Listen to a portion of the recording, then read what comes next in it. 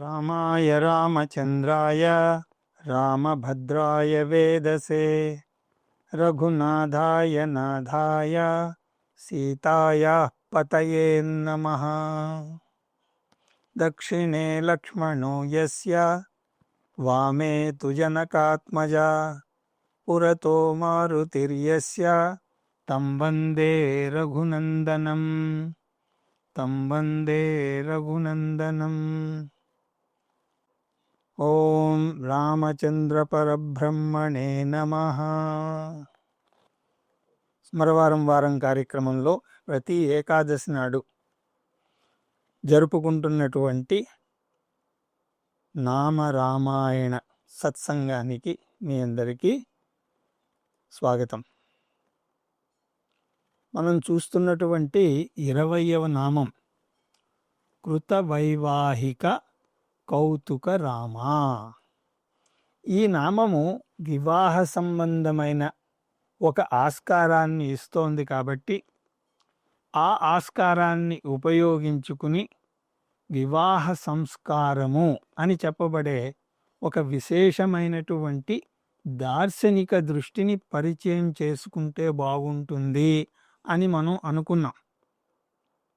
ఎందుకంటే మన ఉద్దేశం కేవలం రామకథను అన్యులు చెప్పినట్టుగా శ్రవణం చేయడం కాదు. ప్రపంచంలో అనేక ప్రదేశాలలో శ్రీరామ కథ నడుస్తూనే ఉన్నది. కథా సంబంధమైనటువంటి ఉపదేశం మనకు ఆల్రెడీ ఉన్నది. అలాగే ఈ సీరియల్ ప్రభావం అయితేనేమి, హరికథలు మొదలైన వాటి ప్రభావం అయితేనేమి, ఒక మాటలో వృద్ధ వ్యవహారముగా రామకథ మనకు తెలుసు. రామకథ తెలియని వాడెవడూ ఉండడు. కాబట్టి కథను మాత్రమే తెలుసుకోవడం మన ప్రయోజనముగా ఉండకూడదు అని నా యొక్క ఉద్దేశం. ఆ కథ ద్వారా తత్వమును గ్రహించేందుకు అవసరమైనటువంటి ఒక దార్శనికమైనటువంటి వైదిక దృష్టిని సైతం మనం పొందాలి అని మా తాత్పర్యం. ఆ దిశలో ఎక్కడెక్కడ ఆస్కారం వచ్చిందో అక్కడక్కడ ఆయా అంశాలను ఉద్ధృతపరిచే ప్రయత్నం చేస్తూనే ఉన్నాను. అలాంటి ఒక అంశం ఇప్పుడు మనం చూడబోతున్నాం. వివాహ వ్యవస్థకు సంబంధించిన ఒక అవగాహన అంటే పరిచయంగా మరీ లోతుగా చూడడం కుదరదు, కానీ ఇప్పుడు ఒక పరిశీలనాత్మకం అయినటువంటి ఒక పరిచయమును పొందేటువంటి ప్రయత్నం చేద్దాం. స్మృతులు, ధర్మశాస్త్రాలు ఇవన్నీ కూడా వేద యొక్క పునాది మీద నిలబడి ఉన్నాయి. అంటే వీటికి ఆధారం వేదం. కాబట్టి వేదం మొదలుగా, శృతి మొదలుగా, స్మృతి, ధర్మశాస్త్రాలు ఇవన్నీ కూడా మన జీవితాన్ని యావత్తును సంస్కరించేందుకు గాను 16 పద్ధతులు చెప్పడం జరిగింది. వాటినే షోడశ సంస్కార అని అంటారు. సంస్కృతంలో వాటిని షోడశ సంస్కార అని అంటారు. మంచిది. సంస్కారము అనే పదం మరొక కోణంలోంచి కూడా నిర్వచనం చేస్తూ వెళదాం. కేవలం పైకి చేసే ఒక కర్మకాండ వంటి బాహ్యాచరణము మాత్రమే అది కాదు. మరి ఏమిటి అంటే ఇదొక ధార్మిక అనుష్ఠానం. కర్మకాండ అన్నప్పుడు నా ఉద్దేశం ఏదో తూతూ మంత్రంగా చేసేద్దామండి అని అంటూ ఉంటారు, చూసారా? అది కాదు. అలాగే ఏదోనండి నలుగురితో నారాయణ, గుంపులో గోవింద చేసేద్దాం ఏదో ఒకటి, అలా కాదు. ఇది అలా చేస్తే సంస్కారం అని అనిపించుకోదు. ఇవి ధార్మిక అనుష్ఠానాలు. ఇవి ధార్మిక అనుష్ఠానం అన్న మరుక్షణం ఈ సంస్కారము విషయంగా ఎవరైతే ఒక అడుగు వేస్తున్నాడో వాడికి ధార్మిక బుద్ధి ఉండాలి. మా పిల్లవాడికి ఉపనయనం చేసేస్తున్నామండి స్వామి, వాడికి అసలు దేవుడు అంటేనే భక్తి లేదు. అలాంటప్పుడు ఇక ఉపనయనం మాత్రం ఎందుకు చెప్పండి? శ్రద్ధ ఉండాలి కదా కనీసం. శ్రద్ధ అంటే శాస్త్ర విషయే శ్రద్ధ. అది లేకపోతే ఇది తూతూ మంత్రం అయిపోతుంది. అలా మన సంస్కారాలన్నీ కూడా ఒక హాస్యాస్పదంగా మిగిలిపోయే పరిస్థితిలో ఇప్పుడు మనం ఉన్నాం. మనం ఇంత క్రితమే చెప్పుకున్నాం, సంస్కారము యందు ఏమేమి ఉన్నాయి అంటే విధి విధానము ఉన్నాయి, విద్య ఉన్నది, తగిన జ్ఞానం ఉన్నది. ఇవన్నీ వస్తేనే కదా రైట్ డైరెక్షన్ అన్నది వస్తుంది. అలా కాకుండా వీటన్నింటినీ కూడా విస్మరించి ఏదో ఒక కర్మను 2 గంటల సేపు చేసేస్తే అది సంస్కారం ఎలా అవుతుంది? దానివల్ల మానసిక పరిణామం ఎలా సాధింపబడుతుంది? కాబట్టి ఈ సంస్కారములు ధార్మిక అనుష్ఠాన రూపంలో ఉంటాయి. కాబట్టి ధార్మిక బుద్ధి అన్నది చాలా అనివార్యం. ఒక మహాత్ముడికి ఎక్కువ ధార్మిక బుద్ధి ఉంటుంది, ఈశ్వరుడు, భక్తి ఎక్సెట్రా. కానీ మనకి అంతో ఇంతో కావాలి. నాకేమీ తెలియదు కాబట్టి మహాత్ములైనటువంటి పెద్దల ద్వారా నాకు లభించినటువంటి ఈ జ్ఞానం మీద శ్రద్ధ, అంటే శాస్త్రస్య గురువాక్యస్య సత్యబుద్ధి. గురువాక్యము అన్నప్పుడు పెద్దల వాక్యము, గురు శబ్దము చేత పెద్దలు అని కూడా అర్థం తీసుకోవచ్చు. మా నాన్నగారు, మా తాతగారు వీరందరూ చెప్పారు అంటే వంశపారంపర్యంగా ప్రవహించి ఇప్పటిదాకా వచ్చింది అంటే సంథింగ్ మస్ట్ బి దేర్ అనే కనీస శ్రద్ధ కావాలి. కాబట్టి ధార్మిక బుద్ధి అనివార్యం. అలాగే వీటి ముఖ్య ప్రయోజనం ఏమిటి? ముఖ్య ప్రయోజనం మనం ఈ జాతికి చెందిన వారము, ఈ మతానికి చెందిన వారము అనే స్టాంపు కొట్టుకోవడం కోసం కాదు. అది కాదు ప్రయోజనం. ఆత్యంతికమైనటువంటి అలాగే అంతర్గతమైనటువంటి పవిత్రత ఈ సంస్కారం యొక్క ముఖ్య ప్రయోజనం.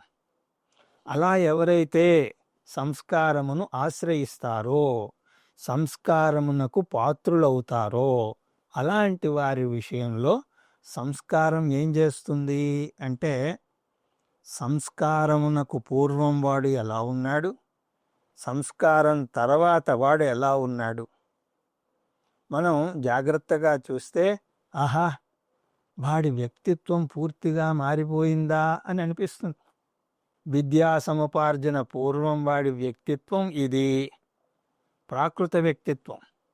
విద్యా సముపార్జన జరిగిన తర్వాత సంస్కృత వ్యక్తిత్వం ఇది.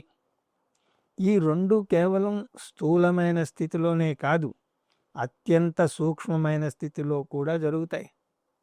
అనగా సంస్కారమును తగిన విధంగా పొందినటువంటి వాడు భౌతికమైన తలము యందు ఒక మార్పుకు, ఒక విధమైనటువంటి మార్పును పొందుతాడు.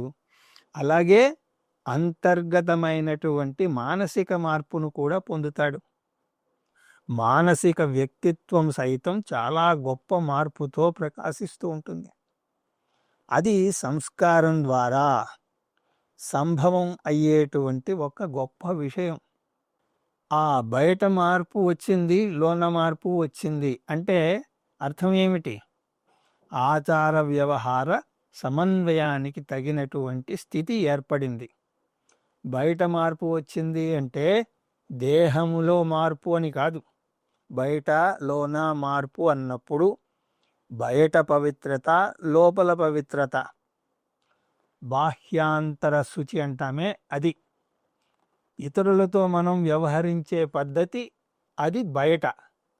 లోన అన్నప్పుడు సూక్ష్మ శరీర పవిత్రత అన్నప్పుడు మీతో మీరు వ్యవహరించే పద్ధతి. అలా అర్థం చేసుకోండి.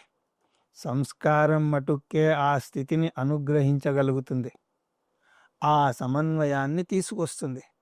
కాబట్టి సంస్కారం యొక్క శక్తి, సంస్కారం స్థూల సూక్ష్మ శరీరాల, స్థూలతలము సూక్ష్మతలముల యొక్క పవిత్రీకరణము, అలాగే స్థూల సూక్ష్మ విషయముల యొక్క అంశముల యొక్క పరస్పర సమన్వయము, పరస్పర సంస్కారము ఇత్యాదులు కలిగిస్తుంది.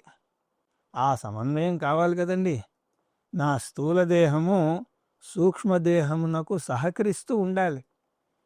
నా సూక్ష్మ దేహము నాకు అనురూపముగా స్థూల దేహం పనిచేస్తూ ఉండాలి. అప్పుడు ఎంత బాగుంటుంది. మనసులో ఒక ఆలోచన వచ్చింది, సదాలోచన వచ్చింది, దానిని అనుసరిస్తూ ఈ దేహం పనిచేస్తే సదాలోచన ఏమిటి అంటే ఏకాదశి, శ్రీరామనామ సంకీర్తన, రామాయణ ప్రసంగం, ఆహా వెళ్ళి శ్రవణం చేస్తే భాగ్యమే భాగ్యం కదా అని అంటుంది మనస్సు. కానీ దేహం ఏమంటుంది, అది కరెక్టే కానీ ఏంటో ఇవాళ కొంచెం నడుము నొప్పిగా ఉన్నట్టుంది, వెళదామా వద్దా. దేహం సహకరించడం లేదు. నడుము నొప్పి ఉందో లేదో కానీ అది తర్వాత సంగతి. ఏదో టీవీ సీరియలో క్రికెట్ మ్యాచో ఉన్నది. సోమరితనం, అదే తమోగుణం. తమోగుణ ఆధిక్యత వల్ల కలుగుతాయి ఇవన్నీ కూడా. కాబట్టి దేహం సహకరించడం లేదు. అప్పుడు ఏమైంది, మంచి అవకాశం చేజారిపోయింది. కాబట్టి పరస్పర సహకారం అనివార్యం. సమన్వయపూర్వకమైనటువంటి సహకారం, అలాగే పవిత్రత కూడా అనివార్యం. వాటిని మనకు అందించడం అనే ప్రధాన ఉద్దేశంతో ఉన్నది సంస్కారం. సంస్కారం యొక్క ప్రధాన ఉద్దేశం అది. జైమిని మహర్షి గారు సంస్కారము అనే పదానికి నిర్వచనం చేశారు. వెరీ ప్రాక్టికల్ డెఫినిషన్, చాలా కార్యాత్మకంగా ఉంటుంది. ఏమిటది అంటే సంసారో నామ స భవతి యస్మిన్ జాతే పదార్థః భవతి యోగ్యః కస్యచిత్ అర్థస్య సంస్కారం. సంస్కారం అనగా ఒక పదార్థము, ఒక పనిని నిర్వహించేందుకు గాను కస్య అర్థస్య భవతి యోగః, ఆ అర్థమును నెరవేర్చేందుకు గాను యోగ్యమగుట. ఒక వస్తువు తగిన విధమైనటువంటి ఉన్నతమైనటువంటి ఒక ప్రయోజనము నెరవేర్చేందుకు గాను ఒక యోగ్యత కావాలి కదా. ఆ యోగ్యతను సంపాదించుటకు సంస్కారం. పాయసం తయారవ్వాలి అంటే పాలు పాయసంగా మారే యోగ్యత కలిగి ఉండాలి మొదట. ఆ యోగ్యత ఏమిటి, అవి చక్కగా కాగబడాలి. అంతేనా, వాటి ఎంతో అధిక శాతంగా ఉన్న నీరంతా ఎవాపరేట్ అవ్వాలి. ఇవన్నీ ఉన్నాయి. అయోగ్యమైనటువంటి వస్తువు ఏనాడు ప్రయోజనం నెరవేర్చాలి, ఏదో ఒక యోగ్యత దానికి ఉండాలి. అవునా కాదా. తగిన యోగ్యతను సంపాదించుకోవడం అనేది సంస్కారం. మళ్ళీ ఒకసారి నిర్వచనం చూద్దామా. సంస్కారో నామ సభవతి యస్మిన్ జాతే పదార్థః భవతి యోగ్యః కస్యతే అర్ధస్య. అంటే కస్యత అర్ధస్య యోగః భవతి పదార్థః. అలా దేహము, మనస్సు, బుద్ధి వీటన్నింటికి ఎంతో ప్రయోజనం ఉన్నది. పెద్ద ప్రయోజనం మోక్షం అని అనుకుందాం. కానీ ఆ లోపు కూడా ధర్మం అనే ప్రయోజనం ఉన్నది, అర్థము అనే ప్రయోజనం ఉన్నది, కామము అనే ప్రయోజనం ఉన్నది. అవన్నీ ఎందుకు కాదనాలి. వాటినన్నింటినీ తీసుకుంటే ఎన్నో ప్రయోజనాలు. ఆ ప్రయోజనాల యొక్క సాఫల్యం కావాలి అంటే మరి దేహేంద్రియాలకు ఒక యోగ్యత కావాలా వద్దా. ఆ యోగ్యతను సంపాదించడం కొరకు సంస్కారం చెప్పబడింది. సంస్కారం చేత అలాంటి యోగ్యత మనకు సిద్ధిస్తుంది. కాబట్టి మన దగ్గర ఉన్న ఒక అంశము తగిన ప్రయోజనాలను సాధించి జీవితమునకు ఉపయోగపడే విధంగా సంసిద్ధపరుచుకునే సంస్కారం. అది దాని ప్రయోజనం.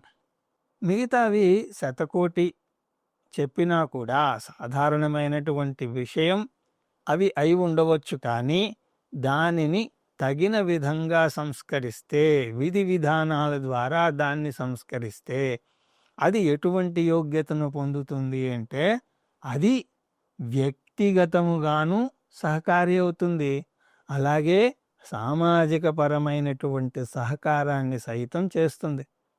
అనగా సమాజానికి సహకరిస్తుంది. అంతర్గత ఆధ్యాత్మిక పరిణతి ప్రగతిని అందించడంలో కూడా అది సహకరిస్తుంది. అది సంస్కారం యొక్క శక్తి. సాధారణమైనటువంటి విషయాన్ని కూడా తీర్చిదిద్దగలుగుతుంది. కాబట్టి మన యావజ్జీవితము అటువంటి స్థితిలో ఎదుగవలెను అని చెప్పి ఋషుల దర్శనం. కాబట్టి ఆ జీవితాన్ని సంస్కరించుకునేందుకు గాను వారు 16 సంస్కారాలను మనకు ఉపదేశించారు. ఈ సంస్కారాలు ఎక్కడి నుంచి వచ్చాయి అంటే ధర్మశాస్త్రాల నుంచి వచ్చాయి, స్మృతుల నుండి వచ్చాయి. అక్కడికి ఎక్కడి నుంచి వచ్చాయి అంటే ఫైనల్గా వేదము నుండే వచ్చాయి, వేద ఉపదేశము నుండే వస్తాయి.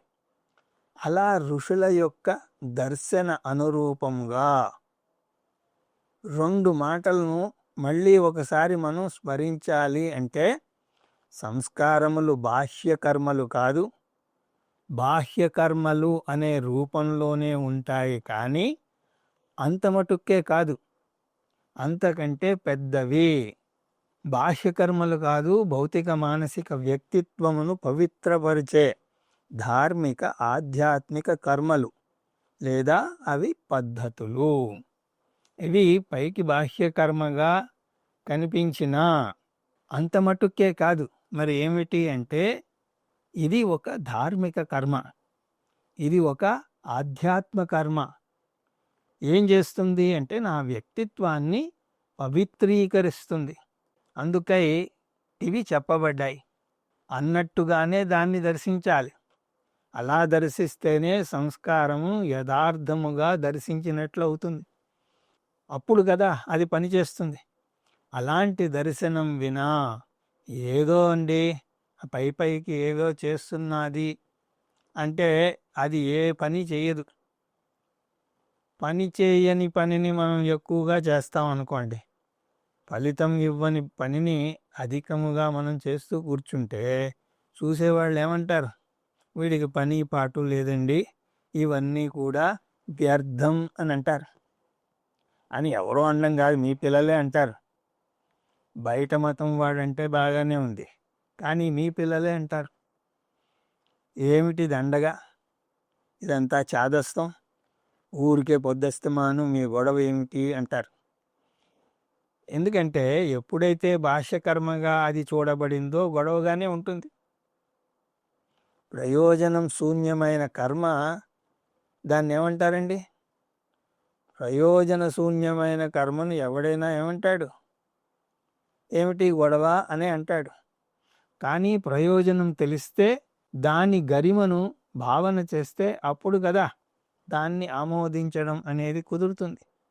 కాబట్టి పెద్దలు కనీసం మీరైనా సరే ఇటువంటి ఉపదేశాలను అనుసరించాలి, మీ పిల్లలకు చెప్పాలి.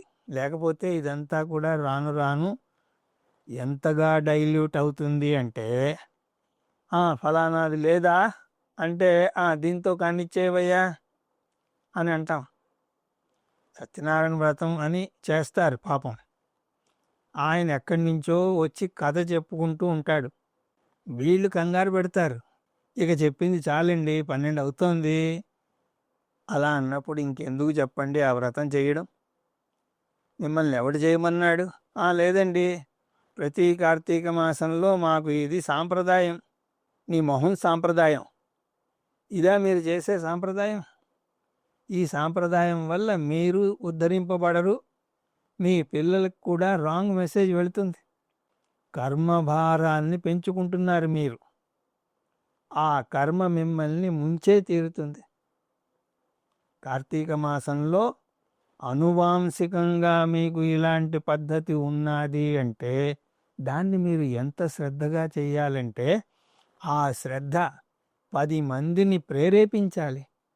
మీ ఆచరణ ఇతరులకు ఒక దీపస్తంభంలాగా పనికి రావాలి. అలాంటి దీపస్తంభం వంటి దిశానిర్దేశం చెయ్యాలి. అలా కాకుండా ఏదో చెయ్యాలట, ఏదో చేయమన్నారు అని మీరు చేయడం, ఇంటిల్లు బాది విసుక్కోవడం, దీనివల్ల ధార్మికత పట్ల ఎంత చులకన భావం ఏర్పడుతుంది ఆలోచించండి. మళ్ళీ దీనంతటికీ సంస్కారము అని పేరు పెట్టడం, ఇవన్నీ కూడా హిందూ సంస్కారాలు. 16 సంస్కారాల్లో ఇదొకటి అని అంటారు. అలా అన్నారనుకోండి, మొత్తం ధర్మం మీద వాడికి ఏవగింపు పుట్టడం అన్నది ఖాయం. కాబట్టి వీటన్నింటినీ కూడా మీరు ఏనాడు కూడా బాహ్య కర్మలు అని చూడకూడదు. అంత మటుక్కే అన్నట్టుగా ప్రదర్శించకూడదు. మరి మీ యాటిట్యూడ్ ఏమై ఉండాలి అంటే, ఇది బాహ్య కర్మ కాదు, ఇది ధార్మిక కర్మ కాదు, ఇది ఋషుల యొక్క ఉపదేశం. మనం దాన్ని ఆ విధంగానే గ్రహించాలి. సరే, ఇవన్నీ 16 అని చెప్పారు కదా, కానీ ఆ 16 వర్తమాన కాలంలో ఏమీ కనిపించడం లేదు. కాబట్టి చూడని దాన్ని చూశాను అని ఎందుకు చెప్పాలి? 16 ఉన్నాయి లెక్కకు, కానీ వర్తమాన కాలంలో అధికంగా 3 కనిపిస్తాయి. జాతకర్మ ఉన్నది. ఎవరు చేస్తున్నారు చెప్పండి? జాతకర్మ ఎక్కడ చేస్తున్నారు? జాతకర్మ జరగడం లేదు. ఆ తర్వాత నామకరణం అనే సంస్కారం ఒకటి ఉన్నది. నామకరణ సంస్కారం జరుగుతోంది కదా స్వామి, సంస్కారంగా జరగడం లేదు, పార్టీలాగా జరుగుతోంది. ఆ నామకరణం పార్టీ, ఆ సంస్కారము పార్టీ ఉంది sir, please come for this ceremony అని అంటారు. కానీ అక్కడ అంతా కూడా బుగ్గలు ఏంటవి బెలూన్స్ కట్టుకోవడం, ఈ పిచ్చి పిచ్చి వేషాలు వేసుకోవడం. అక్కడ సంస్కారం అనే అర్థమే లేదు. ఎందుకంటే సంస్కారం అంటే వేద మంత్రాలు రావాలి, సంస్కారం అంటే ధార్మిక అనుష్ఠానం జరగాలి, సంస్కారం అంటే అటువంటి అనుష్ఠానం నిర్వహింపజేసే పెద్దలు రావాలి. అదంతా మేము చూడడం లేదే.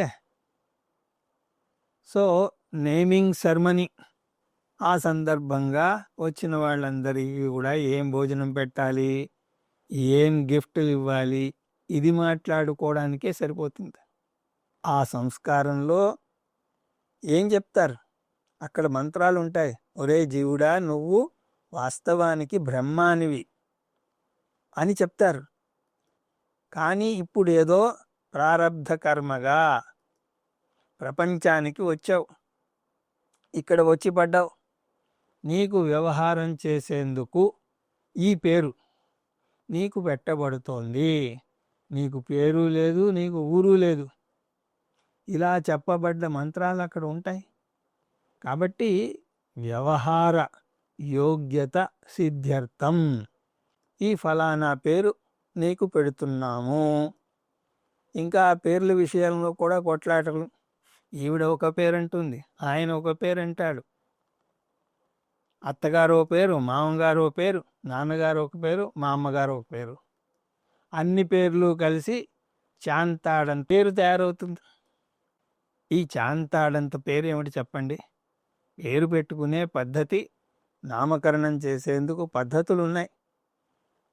అవి ఎన్ని అక్షరాల నిడివిలో ఉండాలి, ఏ అక్షరంతో మొదలవ్వాలి, ఇవన్నీ కూడా పద్ధతులు ఉన్నాయి. వాడు పుట్టిన విశేషం ఏమిటి, ఆ బిడ్డ జన్మించిన కాల విశేషాదులు అన్నీ పరిశీలించి పెద్దలు నిర్ణయిస్తారు. కానీ ఈ మమ్మీ డాడీ కూర్చుంటే వీళ్ళేంటి, వీళ్ళకేం తెలుసు అసలు? వీళ్ళకి అక్షరం ముక్క రాదు. వాడికి బృహస్పతి అని పేరు పెడతారు. వాడు పెరిగి ఏమవుతాడో వాడికి ఏమీ రాదు, కానీ పేరు మాత్రం బృహస్పతి. అలాగే చాంతాడంత పేరు పెడితే ఆ పేరు ఎలా రాయాలి? ఆ పేరు రాయాలి అంటే అన్ని ఆల్ఫాబెట్లు రాయాలి. ఆ బిడ్డకి అప్పుడు ఏమీ తెలియదు కదా స్వామి అంటే, తెలియాల్సిన పని ఏమీ లేదు. ఈ వైదిక క్రతువు పని చేస్తే చాలు. ఆ బిడ్డ యందు ఆ సందర్భంలో ఒక సంస్కారం జరుగుతుంది. కాబట్టి జాతకర్మ అసలే లేదు. ఈ నామకరణం పార్టీ ఫంక్షన్ అయిపోయింది. వాట్ అబౌట్ దిస్ చౌలం? చౌల కర్మ అంటే గుండు గీయుట. అది అంతే, ఊరికే 2-3 వెళతారు. దానికి మనకి ఒక కొండ ఉండనే ఉన్నది. మొదటి గుండు అక్కడే గీయాలని ఎవరు పెట్టారో నాకు తెలియదు. అది గృహమునందే చెయ్యవలెను అని సిద్ధాంతం. మరి అది అలా ఉంది. కానీ ఇంటికంటే గుడి పదిలం అనుకున్నారో ఏమిటో మరి మాకు తెలియదు, కానీ అక్కడ చేయిస్తున్నారు. దానికి క్షురకుడు రావాలి, ఆ కత్తికి ఒక ప్రార్థన ఉంటుంది, గుండు గీయబోతున్న దానికి ఒక ప్రార్థన ఉంటుంది. ఒక వేద మంత్రంతో దాన్ని ప్రార్థించి దాన్ని చేస్తారు. అది మేధావృద్ధి కోసం చేస్తారు. మేధ పెరిగేందుకు ఇది చేయబడుతుంది. తర్వాత వచ్చేది చూడకర్మ, అంటే ఈ చెవులు కుట్టించడం. పూర్వం బంగారపు తీగతో పొడిచి చెవులు కుట్టేవారు. ఇప్పుడు గన్ ఒకటి వస్తోంది. ఆ గన్తో అదొక ఫ్యాషన్ అయిపోయింది. మీరు చేయించకపోయినా పిల్లలు వాళ్ళకు వాళ్ళే చేయించేసుకుంటున్నారు. ఇప్పుడు చెవులేమిటి కర్మ, ముక్కు, మూతి, బొడ్డు అన్నీ కుట్టుకుంటున్నారు. జాగా ఉంటే చాలు, ఎక్కడ పడితే అక్కడ. దీన్ని సంస్కారం అని ఎలా అంటాం చెప్పండి? కాబట్టి ప్రస్తుత సమాజం యందు వర్తమాన కాలంలో 3 మటుక్కి అంతో ఇంతో సంస్కారాలు కనిపిస్తున్నాయి. ఒకటి ఉపనయనం, రెండవది వివాహము, మూడవది అంత్యేష్టి.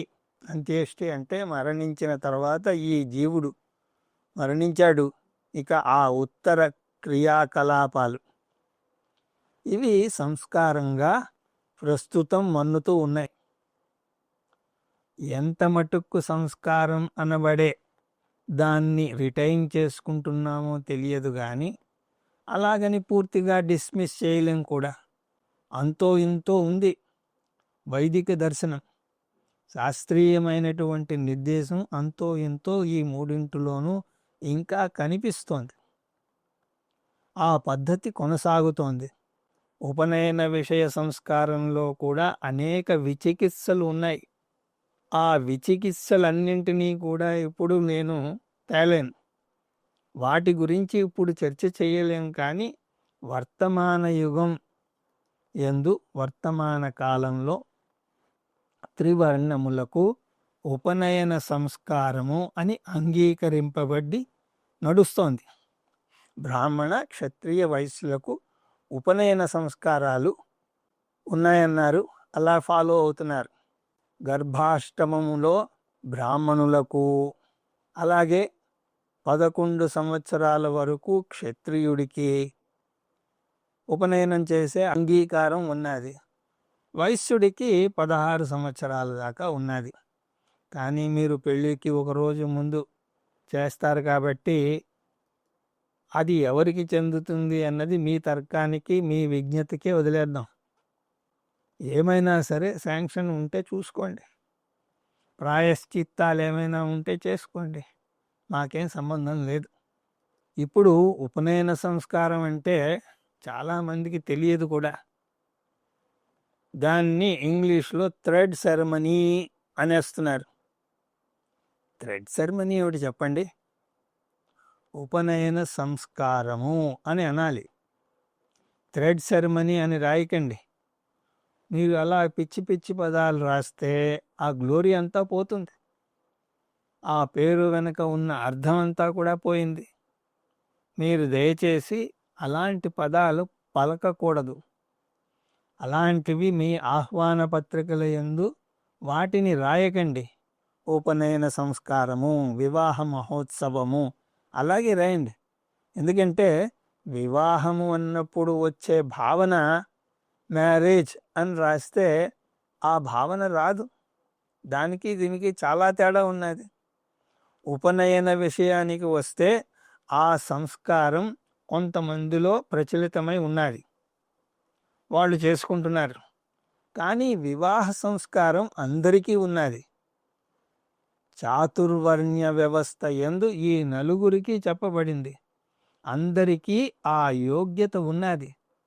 వివాహము దాంట్లో కొన్ని హెచ్చుతగ్గులేమైనా ఉంటే ఉండవచ్చు, కానీ ప్రాథమికంగా చెయ్యవలసినదంతా కూడా ఒకటిగానే ఉంటుంది.